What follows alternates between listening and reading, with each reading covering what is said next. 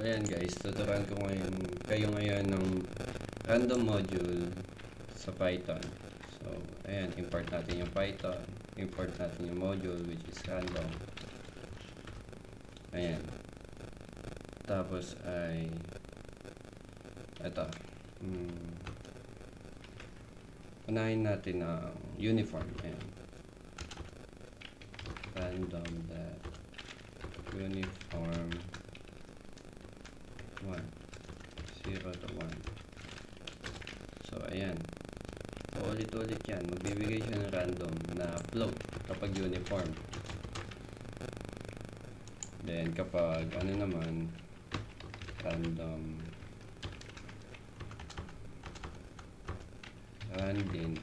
dito naman ay integer siya, whole number. So lagay tayo 10.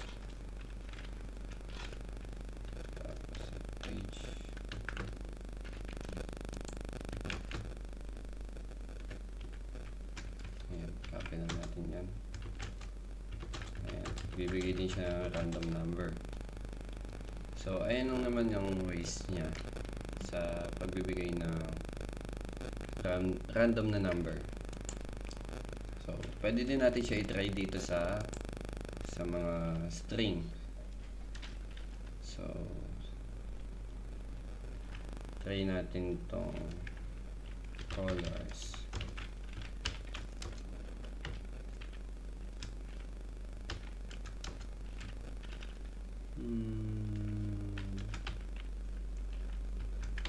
Red, blue, and yellow.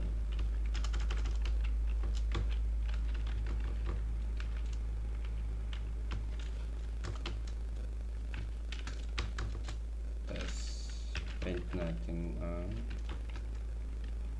random that choice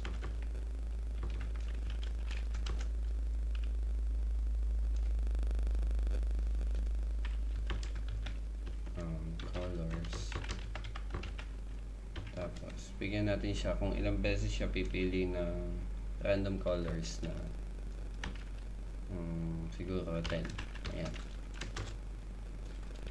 colors. Lagyan natin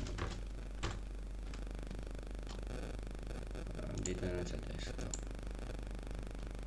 Okay, mali.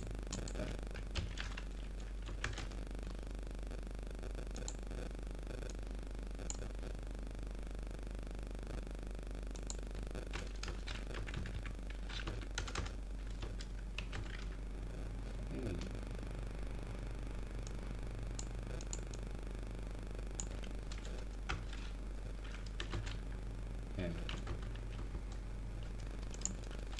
Pwede pa yan, pwede pa yan, pwede pa yan.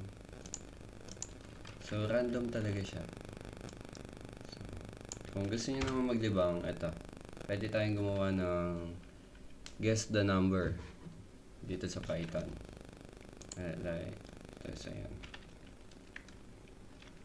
So log show na lang natin to.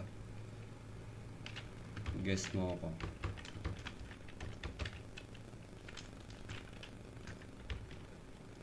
So ito ay random that random, kasi sino ba naman manghuhula ng may decimal na? That's 1 to 10 muna. Ayan. Next naman dyan ay hanggat tama yung hula mo.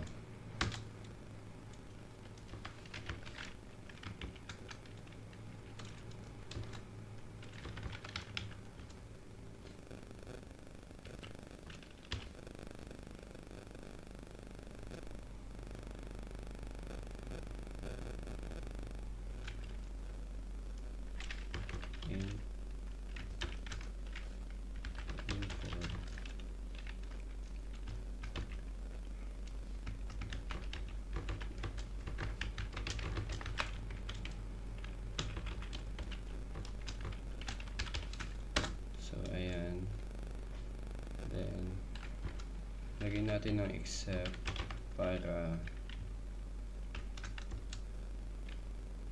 kapag mali yung hula mo,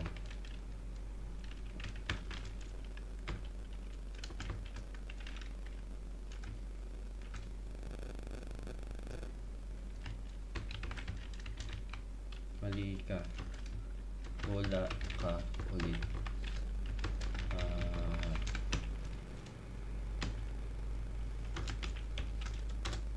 So ayan,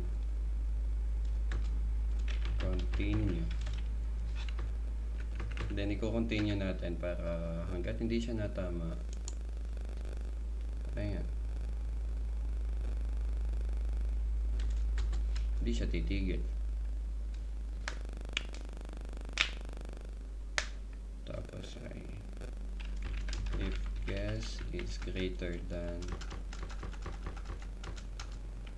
baka tayong bang column, if guess is greater than guess mo ko. Ito nakakatawa niyo. Like print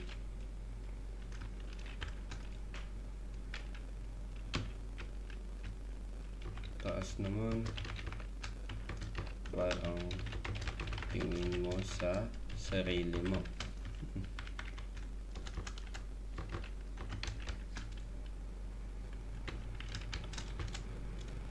Tapos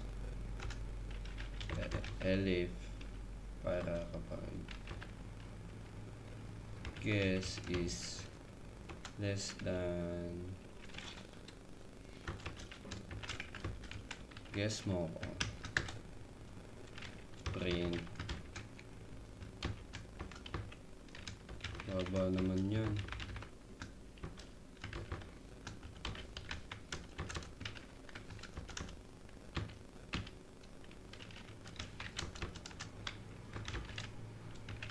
Ano ba yan? Ano ba yan?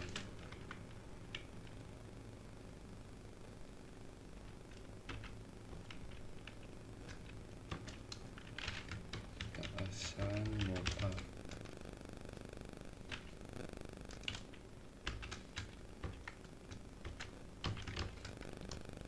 Ay, wait lang. Tatagdagan natin na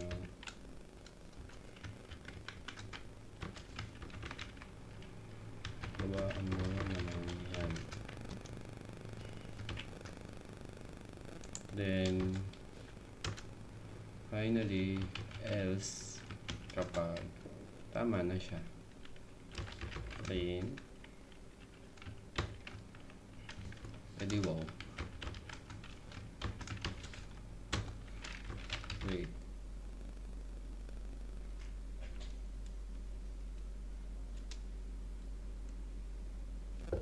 tapos ay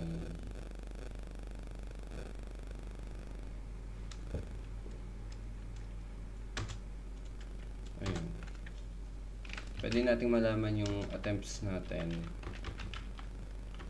attempts sa paraan na ganito, is equals to 0 while true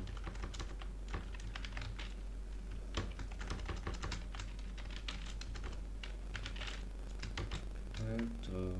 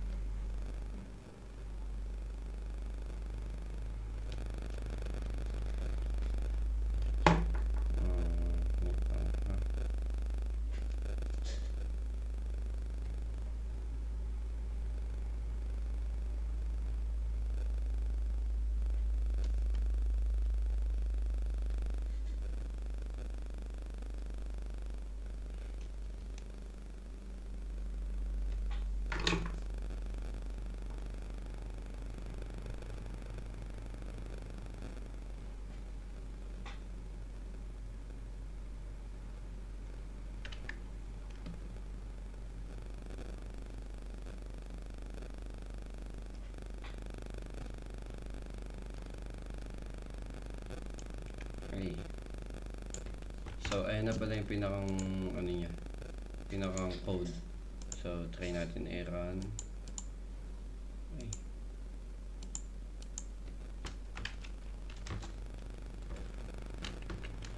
Okay. Ay, so, ayan guys, mali pala. Tag natin to, tag natin to, tag natin to.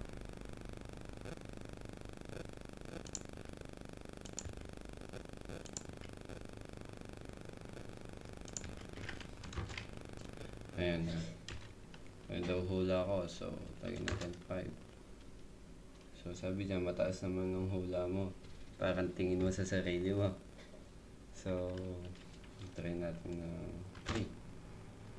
Mataas pa din. So, meaning 2. Wala. So, 1. Ayun, that. Eh, di wow. Pwede din natin siyang taasan hanggang 100. And pwede din natin malaman kung ilan yung attempts natin. So, dito. Attempts is equal to 0.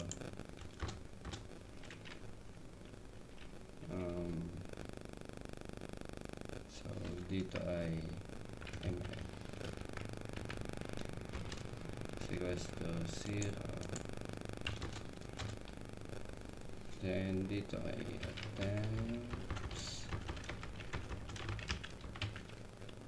equals plan equal to 1.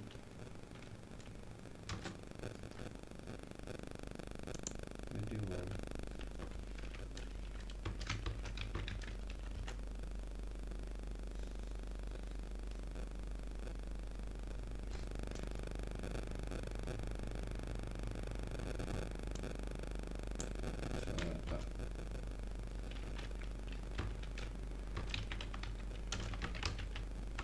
Times is equal to 0. Then above ikaw na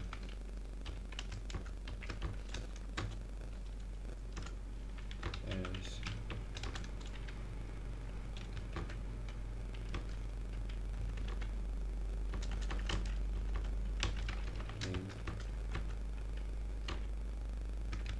ang dali na nga yan. Ano ba yan?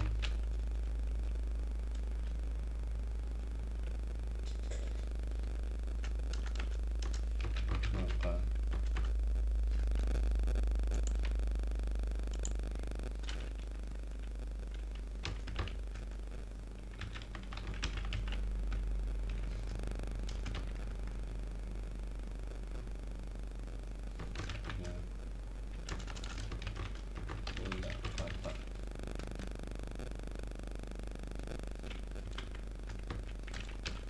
so, ayan, try natin yun.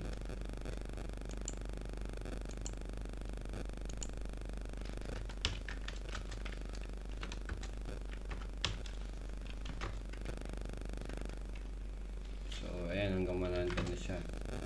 Baba daw. So, gawin natin 50. Taas daw. So, 25. Bababa daw. So, 28.